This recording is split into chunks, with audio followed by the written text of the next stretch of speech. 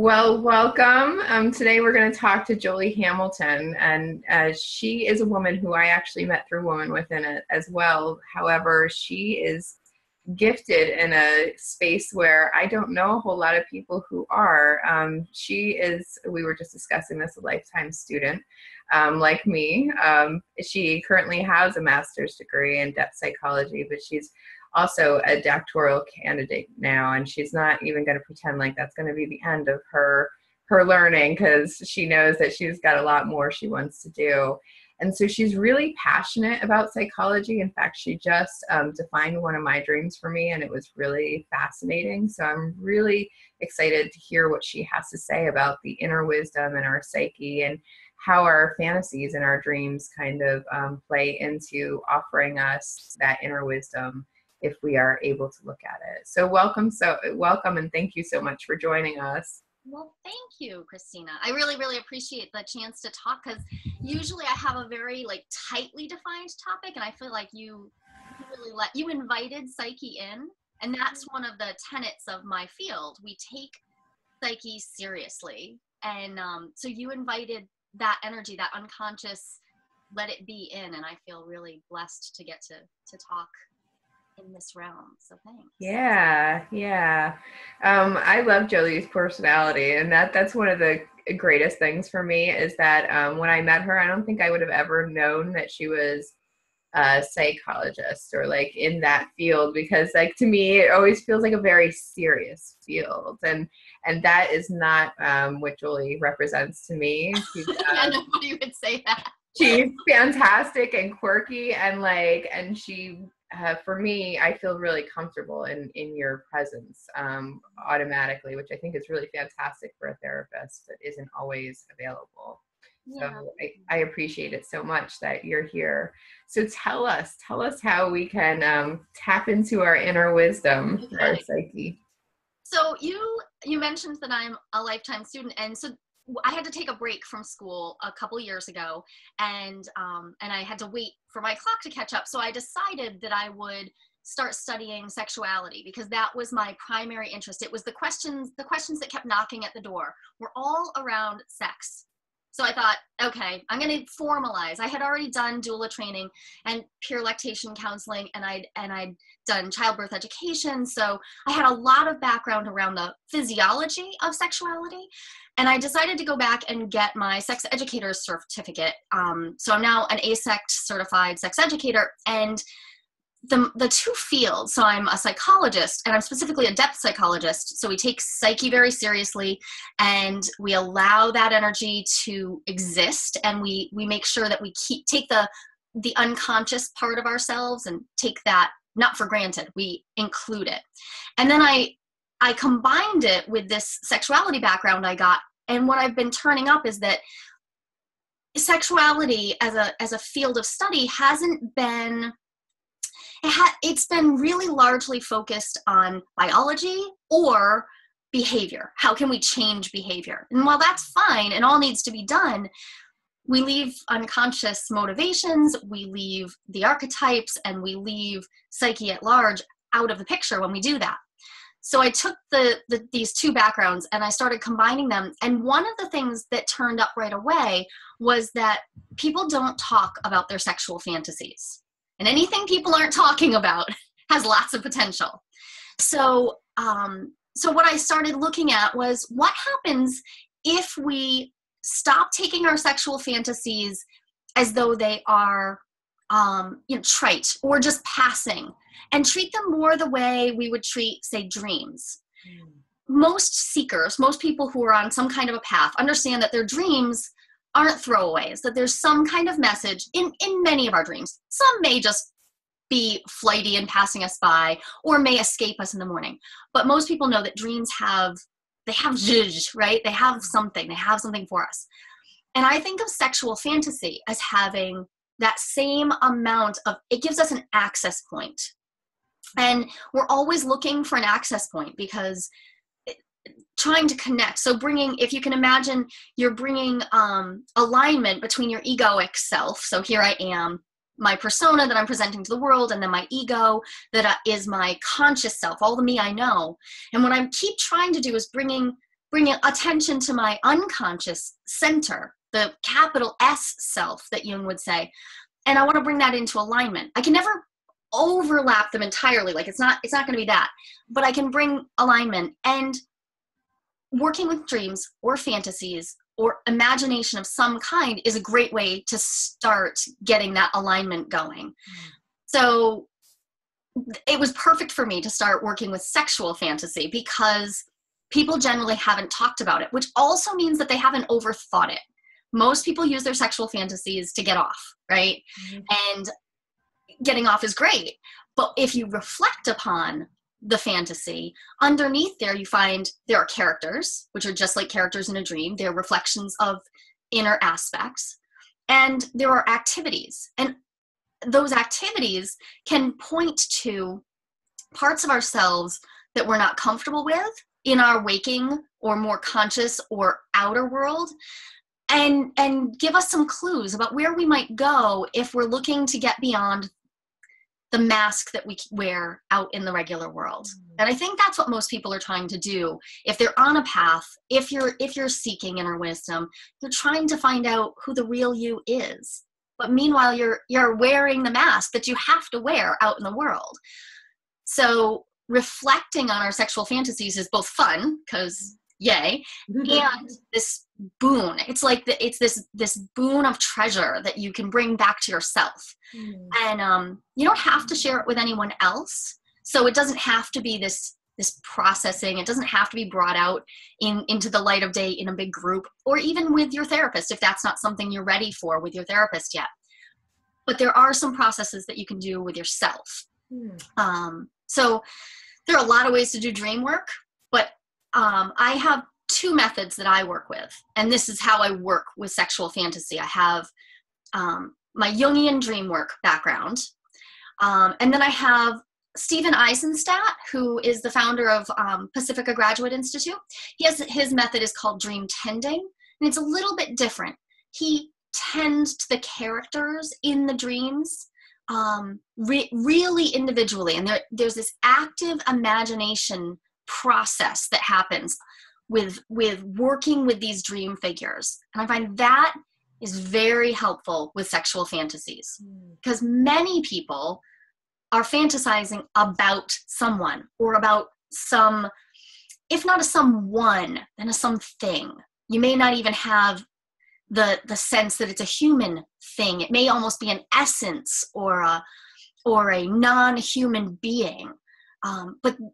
But that figure, to my mind, is a part of you, and is likely a part of you that doesn't get any airtime out in the regular world.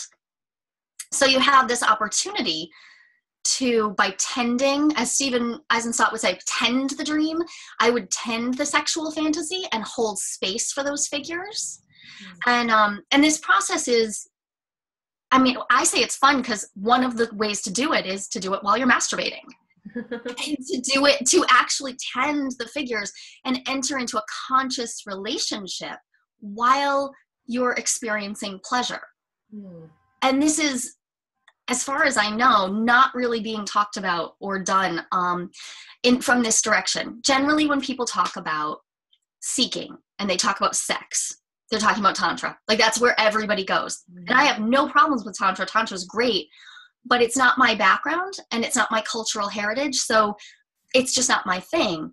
So what I've done is try to merge this Western philosophical tradition that Jungian psychology grows out of with a conscious sexuality. So now well, for one thing, it helps me stay away from my worries about cultural appropriation, because I have some, and it helps me speak in my own language. I've already become familiar with the language of archetypes, which is, rooted in Greek philosophy. And so since I'm already familiar with that, and if you've done work with, say, Woman Within, or if people have worked, if men have worked with Mankind Project, they've probably gained some familiarity with the idea of these archetypal patterns. So those are the figures we can invite in. We can invite into the room with us, either while we're masturbating or while we're writing down our fantasies, which is almost like writing erotica to ourselves. And it's not so much about performance, but it's about getting to know who we're bringing into relation in our sexual fantasies. It's a loose process. It's not, it's not like tightly defined. It's about bringing that same attention that you would bring to, say, meditation or prayer or dream work, and just taking it into this sexual context. And when you do, I mean, the lights can really go off for some people. Yeah. So, I mean, can I just ask you, have you ever had a sexual fantasy that you're like, that's like the groove, that's my fantasy, and I come back to it over and over again? I think it changes over time a lot for me. It depends. Yeah, I think that they change over time. And I know that they change depending on, where my relationships are. Yeah. But I can't think of one specific one that like would have come over and over and over again, because now that you're speaking about it, I feel like and I hate to use the word solved, because, we talk about issues being solved. They're never solved. But like, as I've dealt with certain things in my life, I think that my fantasies have changed. Yeah.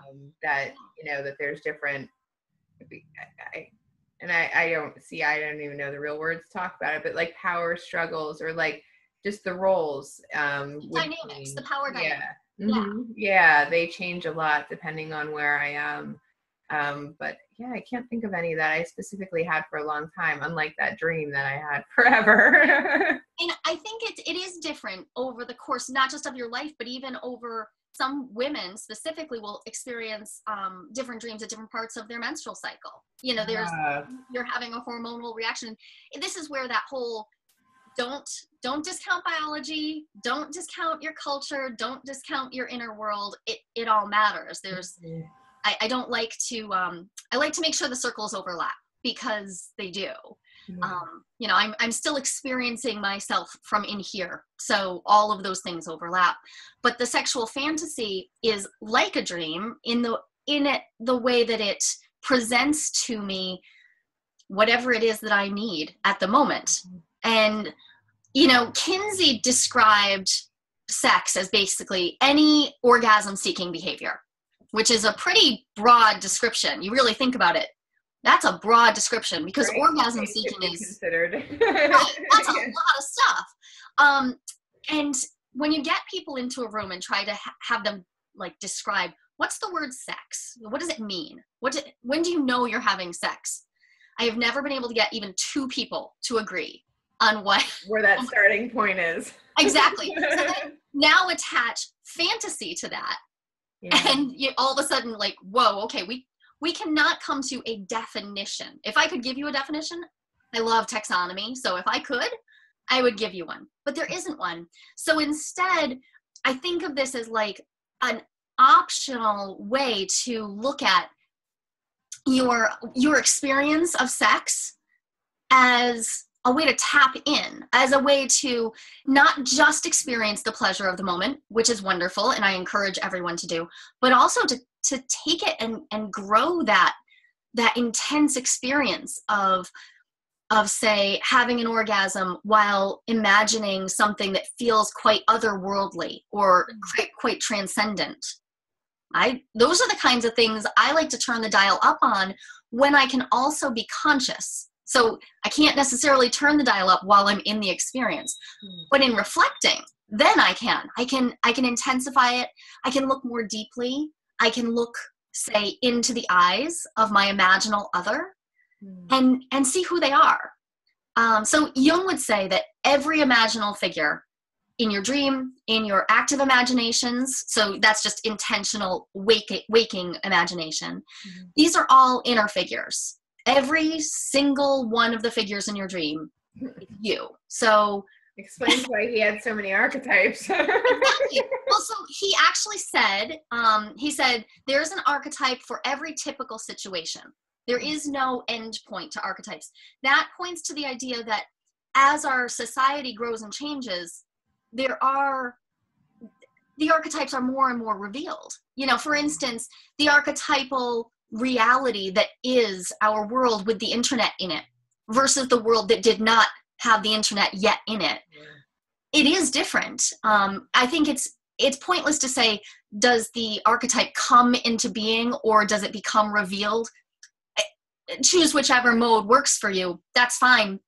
But now that we have, for instance, we have this internet interface between you and I, we can't deny that we have both an intimate connection, you and I, and distance between us. And so now there's this new archetypal reality.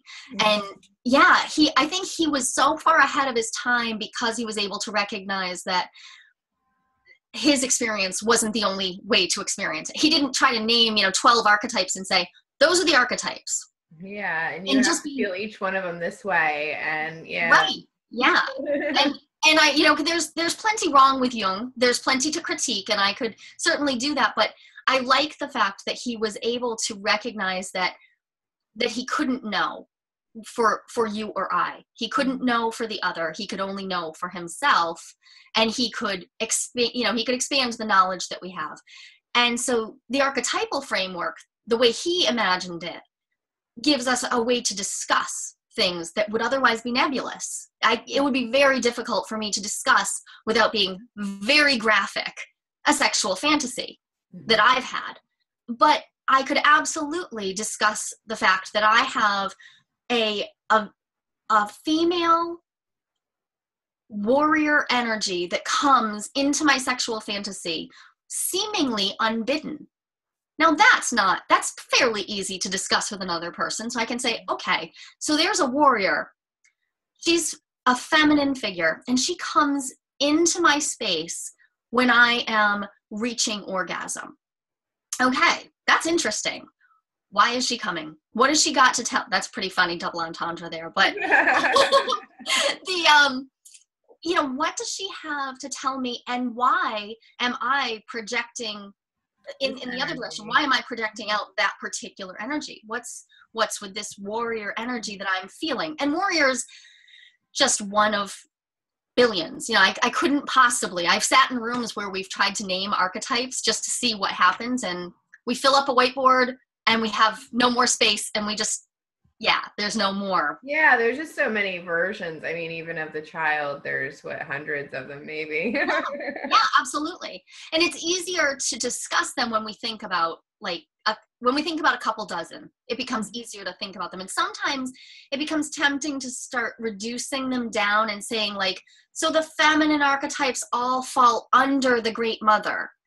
But that's not really a reasonable reduction. It's just our tendency. We've been trained to be reductionists. We have to categorize and make it easy and simple, and put it away very cleanly. And that's not always the same thing.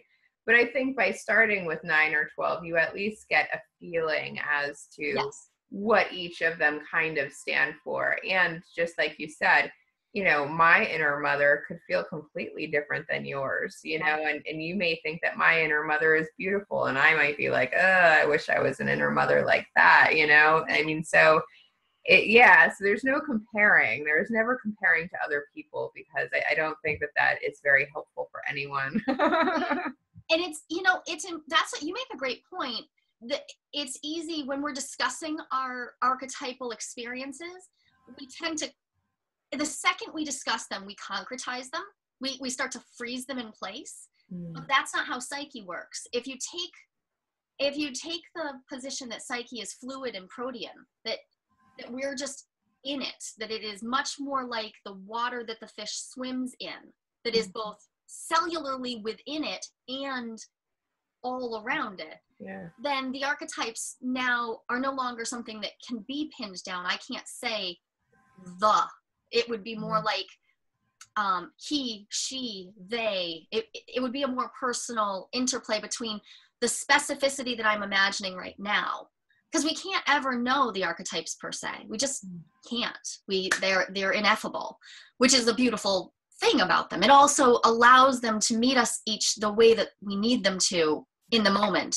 So your mother, your inner mother, I mean, you've got the layer of your personal mother, you've got the layer of the cultural paradigm of mother, and you start peeling those layers back, and eventually, yes, you will get to the great mother, which holds so much. But even that, even Gaia, even these enormous archetypal figures are, they're still personal because you're the perspective.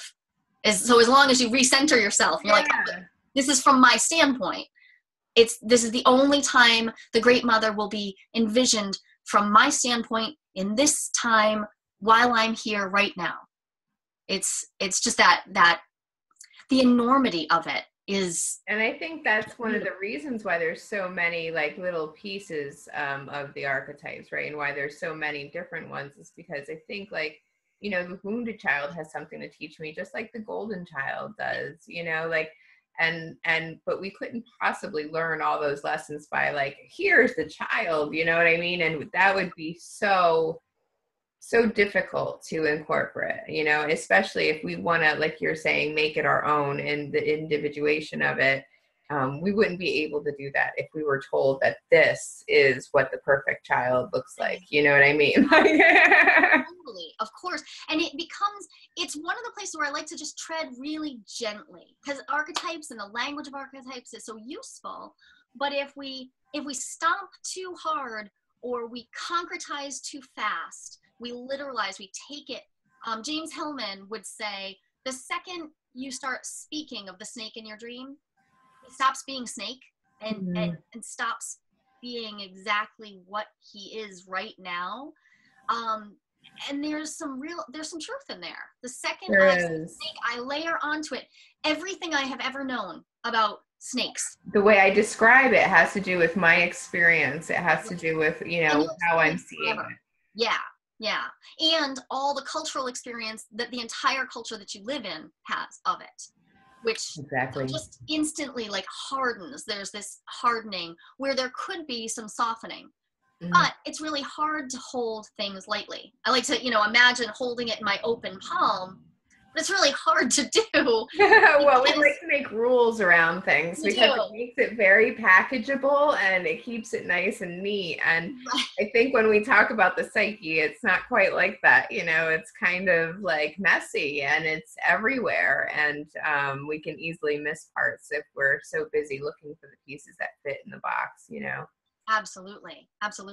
And like you said, there's a lesson to learn from every nuance, every facet, and every time it comes to you at a different time. So using sexual fantasy works well for me because I'm able to enter into a dialogue with a particular figure from a place of pleasure seeking. Often we take ourselves so seriously when we're contemplating our dreams or even entering into an active imagination. So an active imagination is a formal Jungian process in which I'm going to engage with the other from my dream. You know, I'm going to invite the other into my space. I'm going to, but there's that formality can rob us of our childlikeness, of our genuine curiosity. It doesn't have to, but there's just this tendency that I see happens with people, or they start to take apart a dream and it becomes really difficult to not see the bad.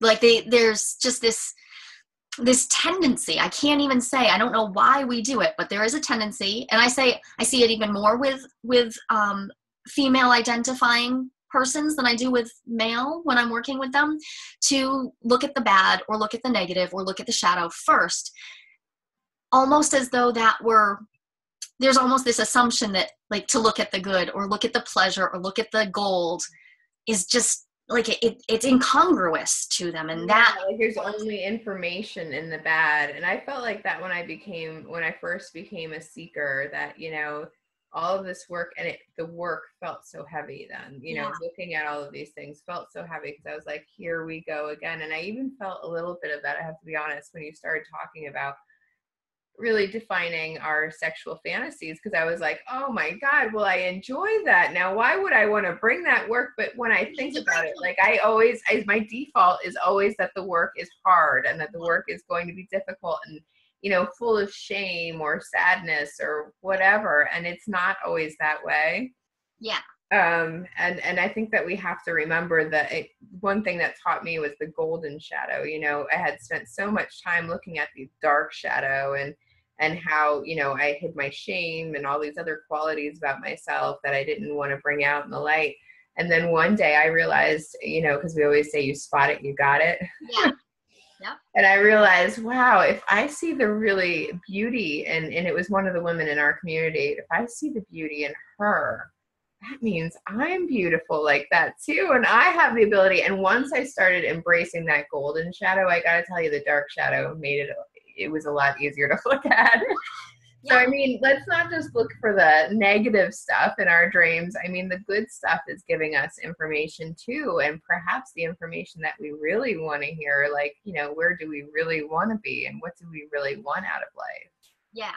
And this is where I think it comes very close to, so how do we want to create our relationships? A lot of my work is around designing relationships and intentional choice around the structure of our relationship, the way that we act and create our day-to-day existence in our relationship. And we have to look at our good points. If we only look at the darkness of our shadow, and I am a person who likes to stay in the muck, let me say. I am at the bottom of the swamp all the time. That happens a lot. But if we can bring our attention to the lighter aspects and the ones that are just really fun, even if they're dark, they're fun for us. There's like a whole new world of energy to do the work if we can do that. So I am the last person to want to unkink somebody's kink. I don't want to do that. Like, that's your kink is your kink, whatever that is. A kink could be the most vanilla thing to another person. Doesn't matter what it is, but if it's fun for you, if you experience it as a pleasurable fantasy, then there's something in there for you. You have more energy. You can bring that energy into your relationship. You can bring it to yourself. So I really am thinking about, how can I bring this archetypal energy in to really satisfy and nourish me in my ability to relate to people, because these are my inner figures. Yeah. And some of them will be dark, but some of them, even the darkest ones, in this context, the darkness is there for your pleasure.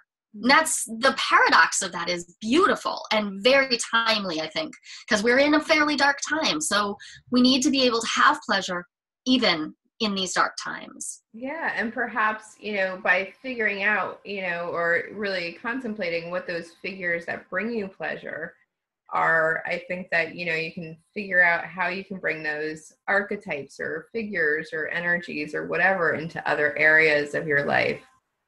Are you still there? Because you're there. Okay. You're still there, right? Okay, good. Because it paused on me for a second. Perfect. So, now you're just smiling. Are you really still there? Yeah. Okay, so we're back. We had a little technical snafu, and here we are back. And I believe that we were talking about how we can really find some gold in the good stuff too, and that there's really a lot of information in the good stuff. And sometimes we think, the scary dark thing is the thing that we have to go diving deep into. And sometimes, the good things in our dreams could have a lot of information for us too. It's true. I love focusing on the good in order to allow us more space to explore whatever comes up, so that the bad can be explored too. And there's the converse of that. So something I really would like everybody to come away with today is that whatever you fantasize about, whatever you dream about, is normal. It just is. I'm not going easy on anybody here. That's not what I do. I'm not good at going easy. But normal for psyche is whatever psyche is presenting you with. So if it's showing up, then it has a purpose. So part of my research focus is on the Marquis de Sade's work. You can't get any darker than that. This stuff is really, really horrendous. And the scholar Thomas More, who is just amazing, he wrote an entire book focusing on Marquis de Sade. And here he is, this devoted Catholic. He's just the most wholesome seeming man, Thomas More is. But he wrote this book, and it's got this dark, perverse, perverted, horrible sexual stuff that he's examining. And in that is some amazing, not just gold, but this ability to look at sex just as it is, without putting all of our baggage on top of it or expecting it to do all the heavy lifting for us. Often we expect sex to fix our relationships or to fix the way we feel about our body. We put a lot on it. And I like that the idea that we could just let what psyche presents to us be in sex, in our sexual fantasy, in our sexual dreams, our regular dreams too. Just let it be, because it is normal and it's fine. And just because you're dreaming about it or fantasizing about it, it doesn't mean that you want it to happen in real life. It's not literal that way. It's something that deserves your attention, but it's a metaphor. All of our fantasies, all of our dreams, they're metaphorical messages for the soul to pass back and forth between our ego consciousness and our unconscious. And so, yeah, some of them are going to look messy and dirty and even disgusting, because the soul can't get across to us otherwise. It can't make its point subtly all the time. Usually, if it gave us pictures that we saw every day in our everyday lives, we wouldn't even notice. We wouldn't pay attention, yeah. And so when we have the sharp image, when we have, say, a fantasy of, let's say, rape even. Let's go all the way there. You have a fantasy of rape. This is extraordinarily common for women. It does not mean that they want rape or that they even condone the idea that it should be sexualized in pornography or whatever. It doesn't mean any of that, because your ego gets to decide your values, right? So your ego self has its values, but underneath you also have this soul, and your soul needs to get messages across to you. It uses vibrant, sometimes difficult imagery to do that. That's just part of how psyche talks to us. So it has nothing to do with the idea that we want these things to happen. And this gets into very touchy areas for people, because a lot of women will cordon themselves off from fantasy if that is an area that comes up for them in their fantasy life, and then it scares them, or a man who it takes his position as a feminist and a human rights advocate very seriously, and he thinks, but I don't want to have these aggressive fantasies. I advocate for the idea that we could peel the layer back from it and just take it a little less literally, and remember that when psyche's trying to get a message to us, when we're trying to convince when our higher self, our deeper self, is trying to show us something, it has to use this very intense or very tactile, it has to engage us sensorially somehow. And most of that is visual. Sometimes you have a somatic experience that is just as much of a message. You actually feel the dream or you feel the fantasy, but often it's visual. We're humans. We have two eyes in the front. We're very visual. This is just a thing that happens.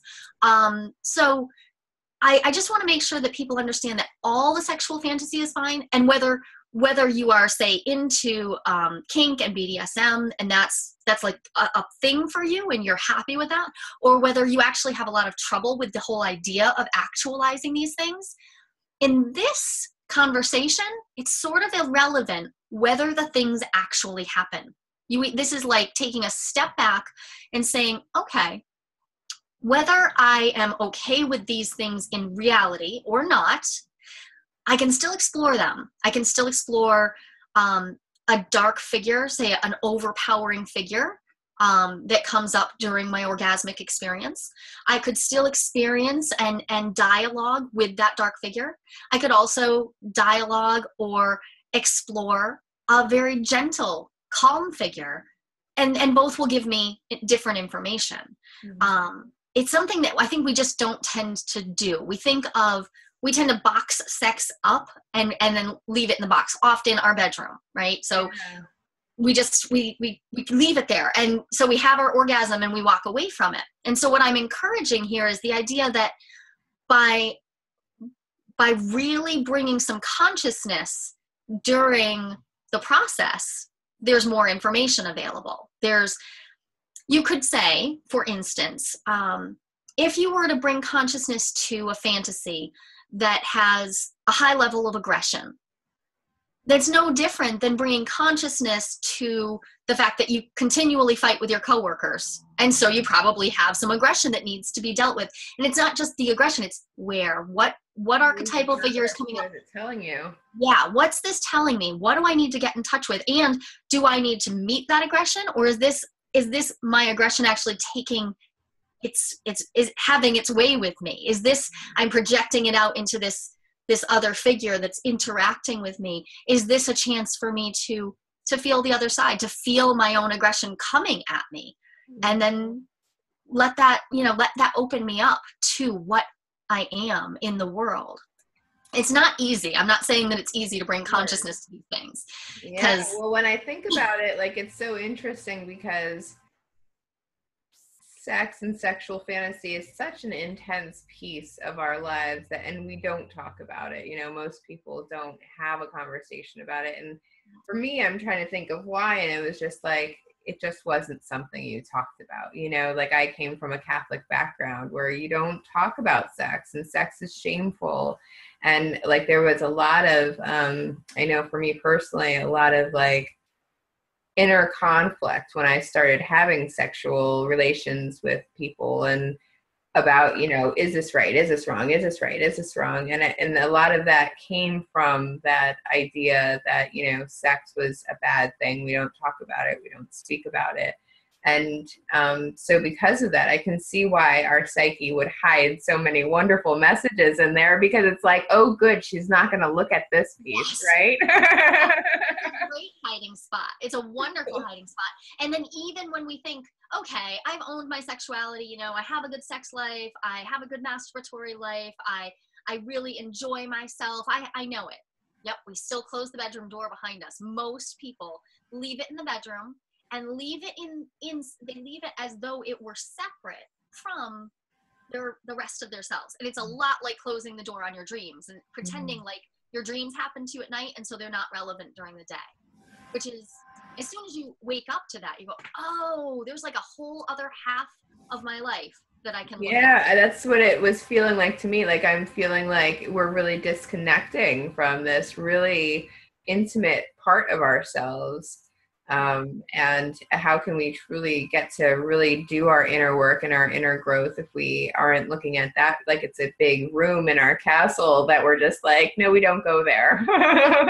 Yeah, or if we do, it's only under very certain circumstances, and we only look at the stuff we're ready to, and and then we don't share it. And there's a lot of beauty in being able to share those things with our partners. You don't have to bear everything all at once, but just like being able to bring your warrior to the person you love most opens up an entire trove, of new energy for the relationship.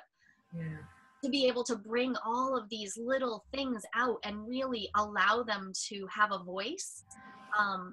There's a lot that can happen. What it makes me think of is that we have these masks that we wear, and we get into our habits. And I think people are comfortable with the idea, you have a persona, right? And persona from the Greek mask. You have this persona. Say you put a persona on at work. I think people are mostly comfortable. You need that. The persona serves a purpose. That's fine. But we do it almost everywhere. Mm. So a lot of people will find that they actually have a persona. When they start to notice this, they have a persona for sex specifically. And often, if they have multiple partners, they'll even have different personas for those different partners or for different activities.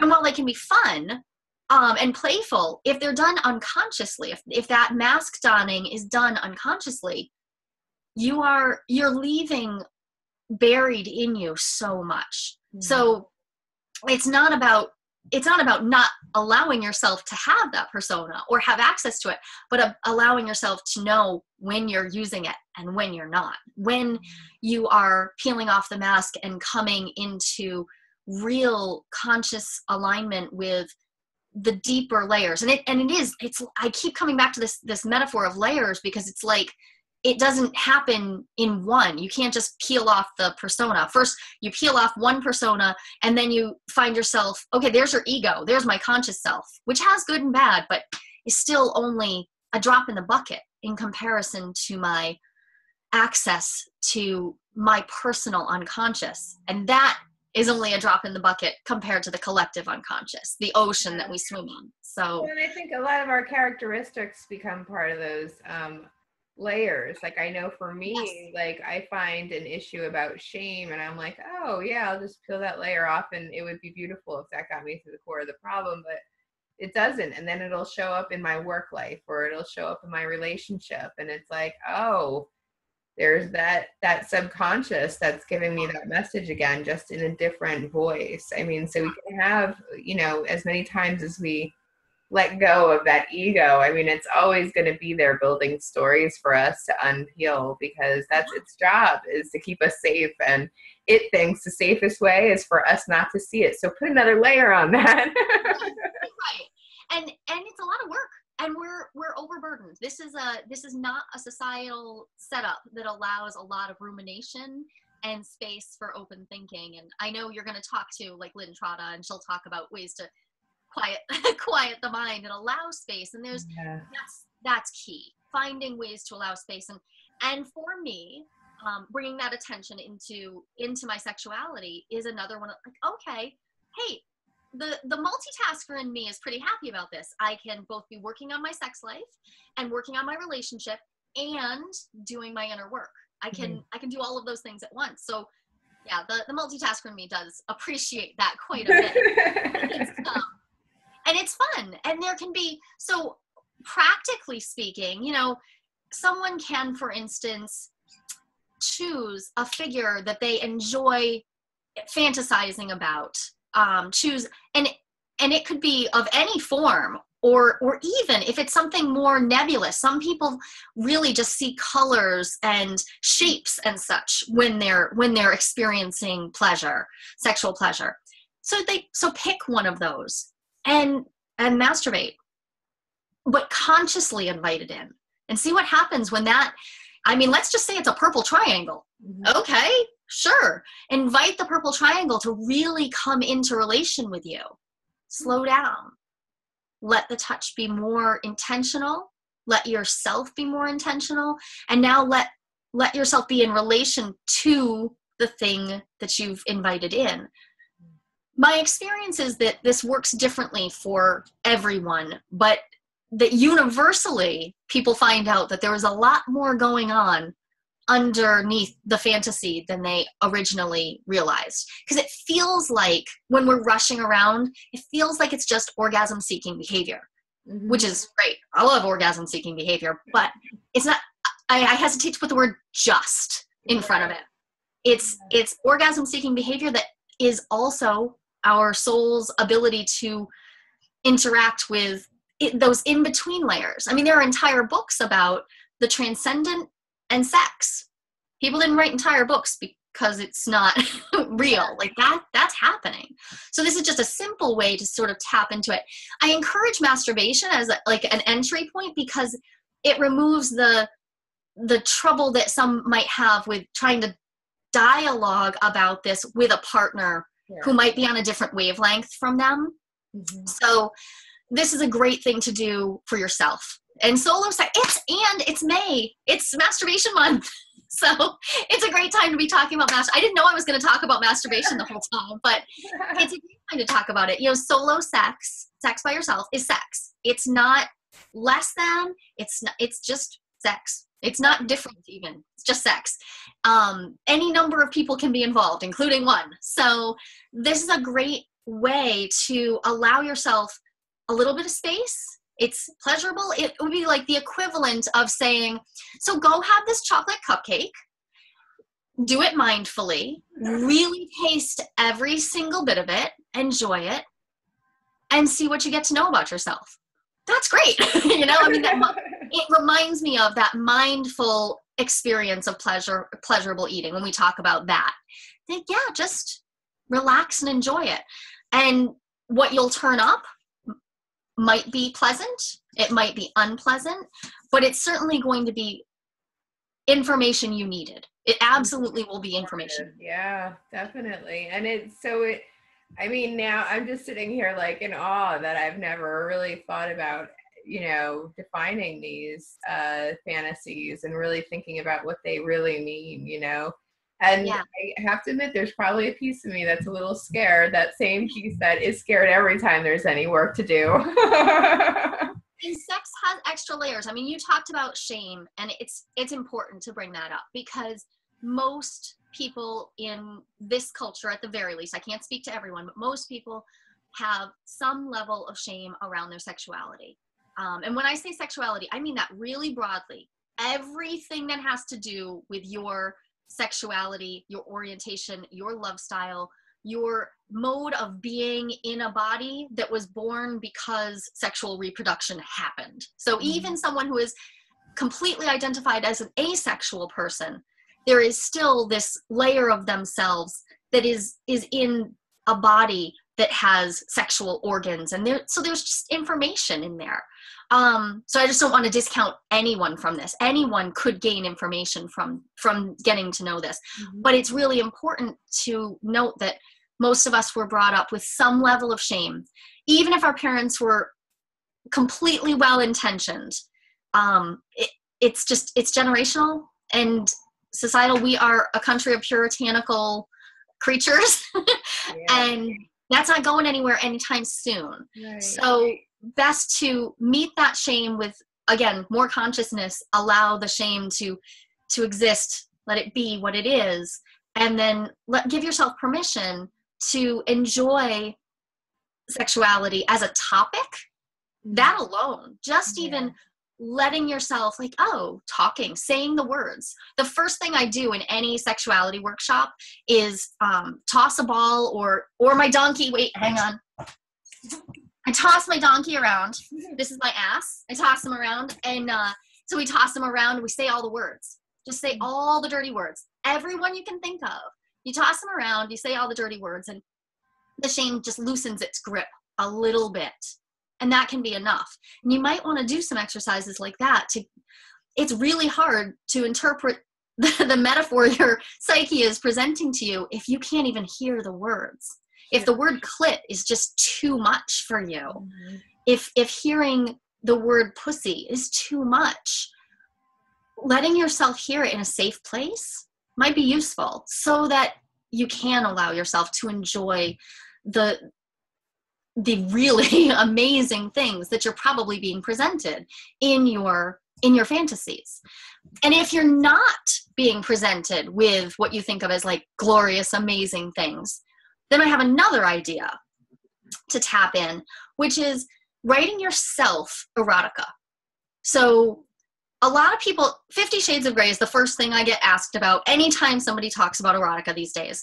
It's not my cup of tea, personally.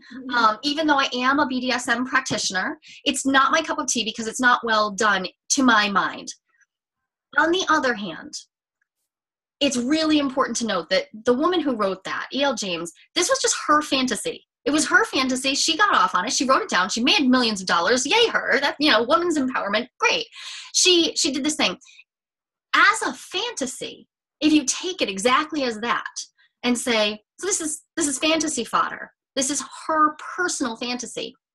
Okay. It doesn't need to be perfect. It doesn't need to be BDSM even. It really doesn't, with the consent issues that are in it, it doesn't qualify as that. So, but people ask me about it. And one of the things I say is the most important thing to me about 50 Shades of Grey being in existence is the idea that people understand that she wrote that for herself originally. That was someone, that was a person putting pen to paper and writing down what they thought was hot. So you can write erotica for yourself. If you're nervous about that being around, then, you know, there are ways to control for that. If you're nervous about your sexual fantasies being around, yeah, that might be nerve-wracking. There are technological ways to control for that a little bit. You know, for instance, I write mine longhand. I write it out in cursive, and I put it in sealed envelopes for myself to open later. What I find when I do that is that in writing something that I think was erotic to myself, where nobody else was ever going to see it, all of a sudden there are things that I didn't even realize I thought were erotic. I didn't realize that I wanted, you know, to touch and to work with. I had no idea. But the privacy that I gave myself and the permission I gave myself allowed me to see something that I didn't know I was ready to see. And then it's down on paper. So the reflective me can now come to it, bring some consciousness and say, okay, so that's me. That's what gets me off. Interesting. There's a lot going on there. It is a bold step. And I know that there are some people who won't be ready for it, but there's a lot to be said for writing yourself. If not erotica, then try writing yourself like a dirty love note.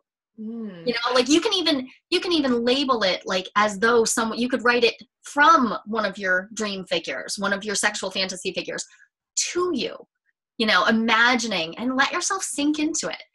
Because in there, you may find entire parts of yourself. You may find aggression, but you also may find submission. One of the most common things that women talk to me about is that they're ashamed of the fact that they want to submit in the bedroom. It's a really complicated issue. And honestly, there's often shame attached to submission anyways, no matter who's bringing it to me.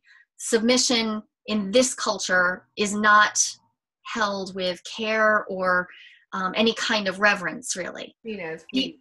It's seen as weak, and it can be seen from every angle we look at it. We can see it as negative, when in its purest form, submission is service, and it's beautiful, right? Yeah. So if that's turning up in people's fantasies, but they're not really ready to bring it, say, into their one-to-one relationships, exploring that on paper can be a good first step to get to know what's going on. What kind of submission am I talking about exactly? Am I talking about, you know, violent, like physical submission? Am I feeling I want verbal submission? You know, I want that.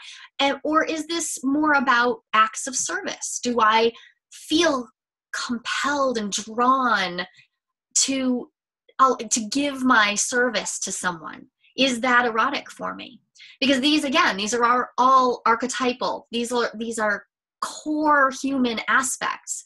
So, and I find somehow when you get them down on paper, it removes a little bit of the person, that, you know, my individual self, and now it's just a little bit removed. Like, oh, okay, now I can see threads of the me who wants to make tea for someone else as an act of not just love, but eroticism. I find it actually sexy to make tea for someone else and present it to them. That's erotic for me. What's going on there? One of the things that could be going on there is that I really, truly want to bring my caregiver self out to being. But on the other hand, perhaps I'm afraid of being subsumed by it. And so I don't want to let anybody know too much, because I know that I could be taken advantage of.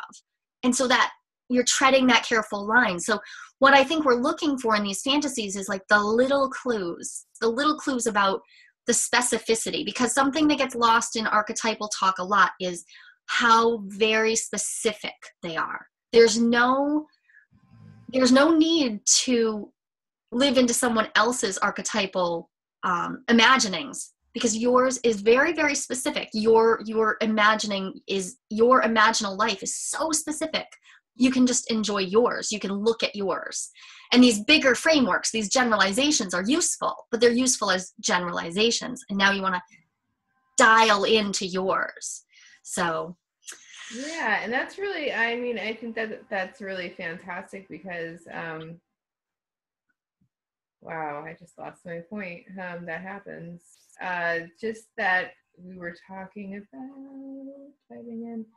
I mean, I just think that there is a lot of information. Now I know what I was going to say. So when I journal and I start writing down my stuff, I start realizing that I've noticed details that I didn't notice, that I didn't even know I really noticed. And I'm like, oh, so why did I turn that way? Or why was the color of that flag purple? You know, like, I Yes. wonder why that was. And it's just all those details that we think that it's like nothing, but there's a reason, I believe, that our brain is making that flag purple or making me turn to the left rather than to the right or whatever. Like there's information there. And so I think that just writing it down really helps me.